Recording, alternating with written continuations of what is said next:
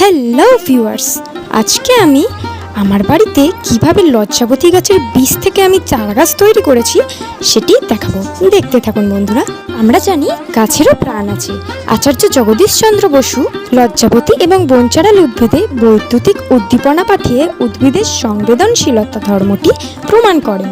এই লজ্জাবতী গাছের সিডস বা বীজগুলো আমি 1 মাস ধরে ছড়িয়ে রেখেছিলাম টবে। আমার লজ্জাবতীর গাছের বীজগুলো কি সুন্দর চারা গাছে পরিণত হতে থাকে 1 মাস পর থেকে, এবং ধীরে ধীরে এটি বৃদ্ধিও ঘটে। লজ্জাবতী গাছ স্পর্শ করলে তার পাতাগুলি সংকুচিত হয়, অর্থাৎ মরে যায়। এই জিনিসটা দেখতে অনেকেরই খুব ভালো লাগে, আমারও খুব ভালো লাগে। তোমাদের কার কার ভালো লাগে কমেন্টে জানিও।